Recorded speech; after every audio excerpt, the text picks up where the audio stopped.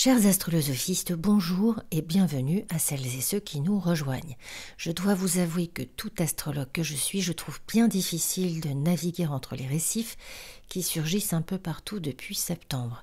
Alors évidemment, je regarde l'évolution de toutes ces énergies plus tard, mais ça reste quand même très explosif et enfin, à part garder son calme, notre marge de manœuvre est tout de même assez réduite. J'ai vraiment l'impression d'avoir colmaté une partie de la coque de mon navire et de passer mon temps à vérifier que ça tient, plutôt que de partir résolument dans un autre sens. En d'autres termes, je trouve difficile de se dégager des récifs pour prendre la haute mer. C'est un peu comme lorsque nous ne sommes pas très confortables dans un endroit, mais que l'inconnu est encore une vision plus stressante. Pourtant, c'est bien vers la haute mer qu'il nous faut nous engager, et nous allons voir tout de suite pourquoi. Alors la nouvelle lune, c'est le 1er novembre à 13h47 si on est à Paris. Elle est à 9 degrés 35 minutes dans le Scorpion. Elle est évidemment conjointe au Soleil. C'est une nouvelle lune nette et précise. Elle est en trigone montant à Saturne rétro à 12,51 dans les Poissons. Gardons en tête que le trigone exact Soleil-Saturne a lieu le 4 novembre. La nouvelle lune est en sesquicarré à Neptune rétro à 27,29 dans les Poissons et enfin, elle est en carré à son maître Pluton qui termine son passage en Capricorne à 29 degrés 44 minutes. Ce sont les seuls aspects que forme notre nouvelle lune. Pourtant, comme vous le voyez sur la carte, nous trouvons une situation qui va d'ailleurs perdurer entre Mars, maître historique du Scorpion, et Pluton. Elles sont en effet opposées, avec plusieurs gros pics comme le 3 janvier, où elles seront opposées sur le 1er degré du Lion et du Verseau, ce qui est une autre paire de manches, et une dernière, le 27 avril 2025 à 3 degrés 48 dans les mêmes signes. Alors cette opposition lors de la nouvelle lune fait partie d'un cerf-volant, la figure du cerf-volant, avec Mercure à 28,13 dans le Scorpion et Neptune. Il y a un autre cerf-volant autour de l'opposition Uranus à 25,52 dans le Taureau et Mercure, et qui engage Mars et Neptune. Ces deux oppositions se croisent et forment un rectangle mystique. Enfin, nous trouvons un Neptune très important, en apex d'une maison, c'est-à-dire un petit trigone sur le rectangle mystique. C'est-à-dire aussi que malgré les tensions actuelles, nous avons pas mal d'outils à notre disposition pour les surmonter. Mais commençons par le début. Alors une nouvelle lune en Scorpion, c'est un face-à-face avec des situations que nous pouvons redouter, nos peurs, ce que nous n'aimons pas ou méprisons, et donc qu'en général nous mettons sous le tapis. Enfin jusqu'au moment où elles s'en extirpent et exigent notre attention. La lumière donc se fait sur nos obsessions, notre jalousie, notre sentiment d'infériorité ou d'injustice, nos envies de représailles. Cette nouvelle lune invite à affronter ces peurs ou blocages pour les transformer en force. C'est une opportunité pour libérer les schémas de pensée qui nous limitent et nous empêchent d'avancer. En effet, souvent, dans une énergie Scorpion, nous allons enclencher une salve de rumination, une prison mentale sophistiquée qui nous bloque aussi physiquement. Commence un travail de sape ou d'autodestruction piloté par une dynamique butée et décidée. Or, du fait de son pouvoir créateur unique, le Scorpion est l'endroit du zodiaque le plus à même pour transformer n'importe quelle énergie une fois qu'il s'y met. C'est un signe fixe, donc ça peut prendre un certain temps. Mais enfin, le Scorpion est lié à l'énergie de la régénération et du cycle de la vie, ce qui rend cette nouvelle lune propice à laisser derrière soi des comportements, des croyances ou des relations obsolètes. C'est un moment pour mourir symboliquement à un ancien aspect de soi pour renaître différemment. Alors cela peut susciter des questionnements personnels profonds ou révéler évidemment des vérités cachées. Par exemple, on peut avoir besoin de dire son fait à un autre et ce dernier tomber littéralement des nues, ou recevoir nous-mêmes ce genre de révélation et ne pas l'avoir vu venir du tout. Ce transit encourage à accepter ses sentiments, même ceux qui sont inconfortables, pour avancer avec plus de clarté. Les relations proches passent par une réévaluation, souvent à l'aune d'une expérience récente compliquée. On peut se questionner sur la loyauté et l'authenticité de ces relations, mais aussi quid des nôtres. Avons-nous été loyaux nous-mêmes et authentiques? C'est un moment où la qualité des connexions compte évidemment plus que la quantité. Cette nouvelle lune peut renforcer nos capacités intuitives et amener de puissantes intuitions. Elle est propice à la méditation, aux pratiques spirituelles et à la connexion avec son moi profond. Nous allons pouvoir et devoir d'ailleurs nous reposer sur le calme saturnien qui nous y invite. C'est une question de maturité et de responsabilité. En carré à Pluton, qui est lui-même opposé à Mars en Cancer, maître historique du Scorpion, la nouvelle lune peut éclairer certains épisodes douloureux de notre enfance, surtout que Chiron en ce moment en Bélier est en carré à cette opposition Mars-Pluton. On peut se retrouver bouillante de colère, être viscéralement révoltée contre une injustice du passé ou un événement récent déclenche notre rébellion, notre haine, sans que l'on fasse tout de suite le rapprochement avec une autre situation plus ancienne et non élucidée. Avec Uranus, il y a toujours des énergies nouvelles. Avec Pluton, pas du tout. Avec Pluton, ce qui est dans le marais peut y rester pendant des siècles. Ça ne le dérange absolument pas puisqu'il s'en nourrit. Et je pense que c'est important de souligner, ce n'est pas grave. C'est un endroit du zodiaque où sont inscrits les indignités, les crimes, afin de pouvoir les affronter quand nous sommes prêtes et prêts pour ce faire. Nous savons comme il est difficile, parfois même impossible, de verbaliser les violences qui nous sont faites, surtout lorsque la culpabilité s'en mêle. La nouvelle lune en carré à Pluton et en trigone à Saturne nous invite à observer ce qui ne fonctionne décidément plus ou pas. Nous pouvons faire l'expérience de la désintégration de quelque chose, de notre couple, de notre famille, d'une structure de travail, du groupe social dans lequel nous étions intégrés, parce qu'il nous est devenu nécessaire de réajuster nos objectifs et nos désirs. Nos exigences intimes, notre sens de la justice, notre orgueil aussi. Alors oui, ça c'est la vague de 30 mètres d'eau avec laquelle il va nous falloir négocier parce que l'ego est très très sollicité, très susceptible, très à vif ici. Et que Mars en Cancer et le sesqui carré de la nouvelle lune à Neptune, c'est tout de même une grosse signature de Calimero. Alors nous pouvons par exemple nous conduire fort mal et se justifier en jouant les offensés ou les victimes. Je pense que si nous regardons, que nous restons concentrés sur les actions, les nôtres et celles des autres, et que nous nous protégeons des gesticulations, des logorées, des simagrées, nous serons plus à même d'être au plus juste, au plus vrai. Donc un sens de la justice pas forcément conscient nous invite à nous séparer d'une communauté, le climat de crise ne venant d'ailleurs pas forcément de nous, mais prenant sans doute ses racines dans l'inconscient collectif. Alors à 4 jours des élections états-uniennes et de toutes les guerres qui éclatent, il est sans doute indispensable de savoir où nous en sommes, où j'en suis dans ma propre vie aujourd'hui. Ne serait-ce que pour ne pas ajouter d'autodestruction au climat de désagrégation générale. Sur le plan de la vie quotidienne, ce peut être des conflits constants avec nous-mêmes et nos tendances profondes parce que nous résistons à la lumière qui est faite sur ces comportements, sur nos habitudes toxiques. On peut subir aussi du harcèlement ou des intrusions dans notre intimité, les relations sexuelles pouvant représenter une menace latente de conflit. C'est une énergie d'extrême, de révolte, de marginalisation, de contamination diverses et variées. Beaucoup d'immaturité. Quand je parle d'immaturité, cela peut concerner aussi des adultes, voire des seniors. Beaucoup de caprices, de méchanceté dispensés à tous les vents, des relations intergénérationnelles très conflictuelles qui peuvent se situer entre un père et sa fille, un père avec sa propre mère, une petite fille avec son grand-père, Vénus faisant partie de 2 carrés hantés en trigone à Chiron, et étant la maîtresse, d'ailleurs ça c'est important de le dire, de la prochaine pleine lune en taureau, la question d'une dynamique féminine est très importante ici. Une dynamique féminine qui n'a pas sa langue dans sa poche et qui peut prendre de la distance, s'éloigner très loin avec un certain courage et une belle détermination.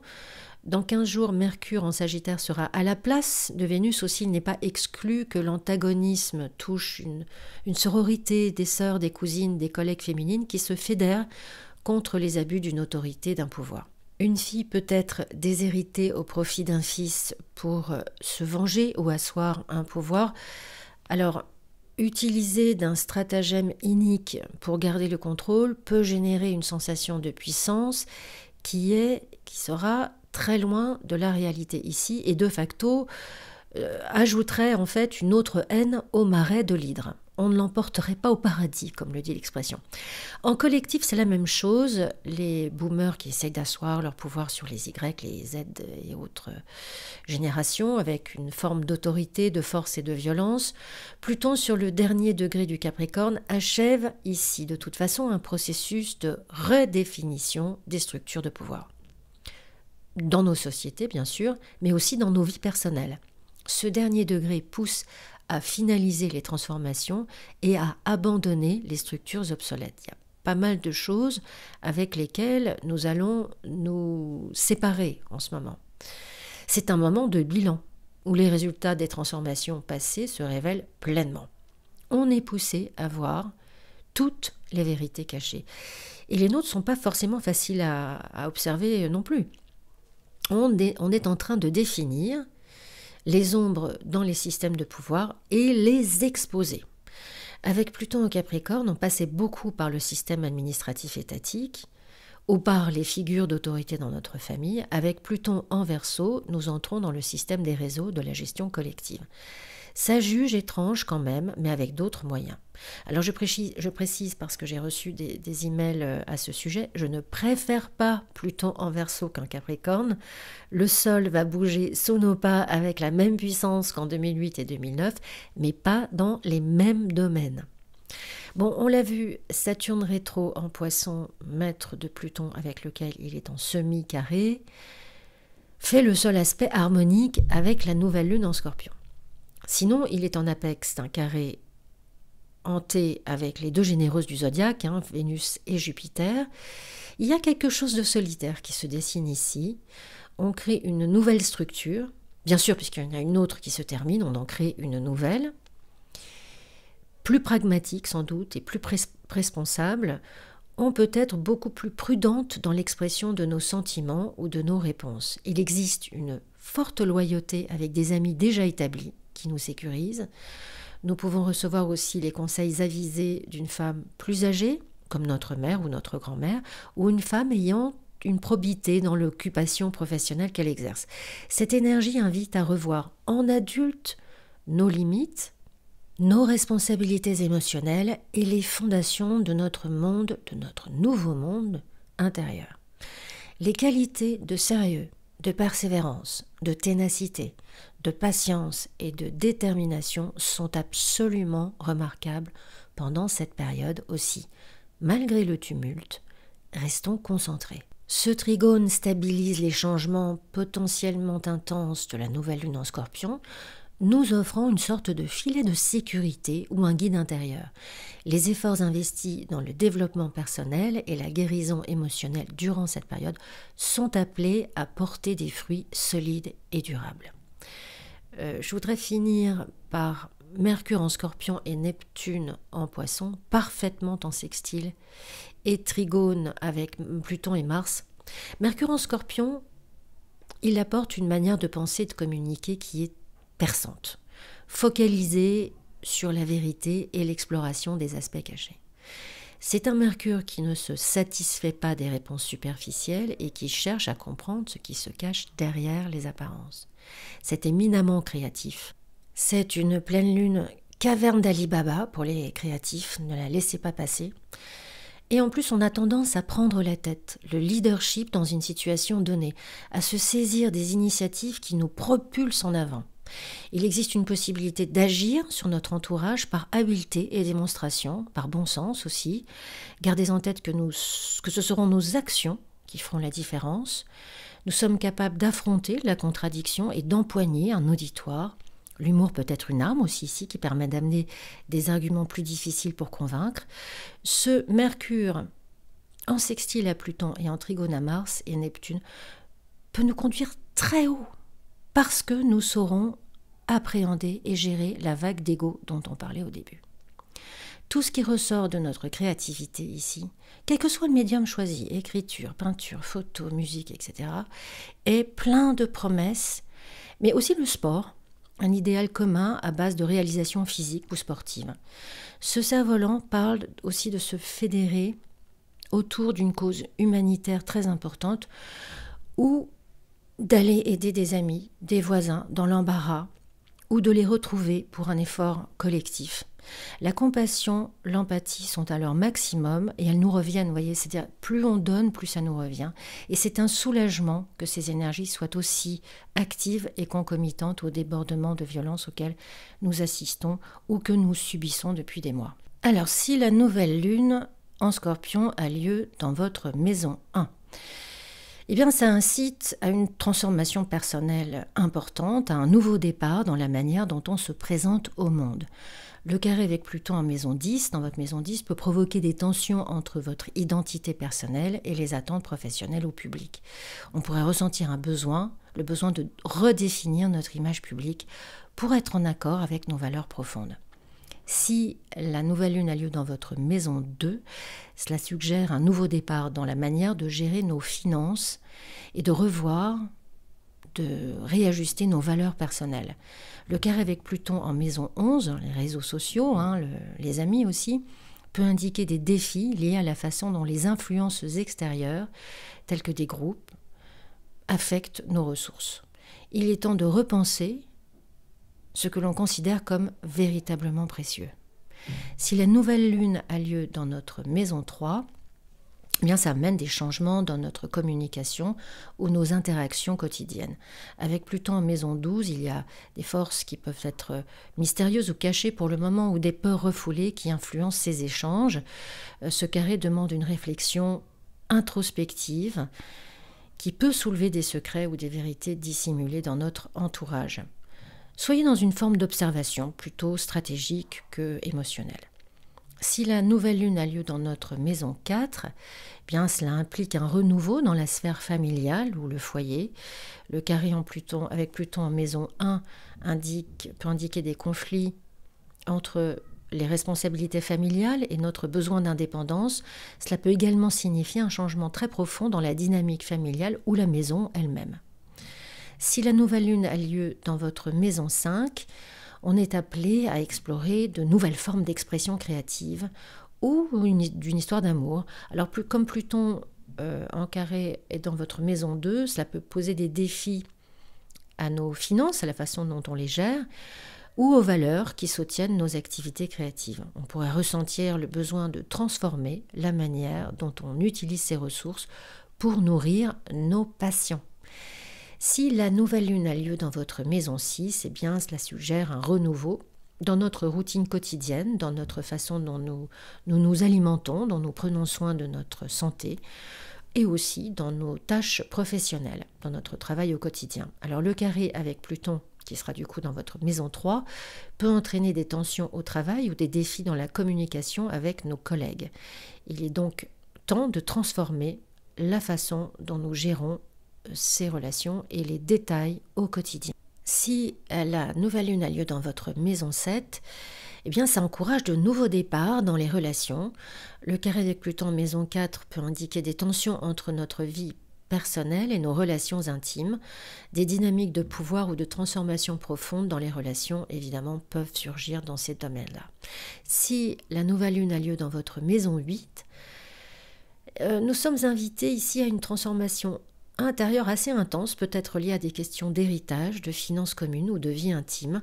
Le carré avec Pluton en maison 5 pourrait causer des tensions autour des ressources partagées dans des projets créatifs ou qui concernent les enfants, ça peut aussi concerner des pensions alimentaires ou des investissements émotionnels. Si la nouvelle lune a lieu dans votre maison 9, cela incite à explorer de nouveaux horizons spirituels, intellectuels. Le carré avec Pluton ici en maison 6 peut indiquer un conflit entre des choses que l'on croyait depuis très longtemps et les responsabilités quotidiennes et bouger tout ça du coup.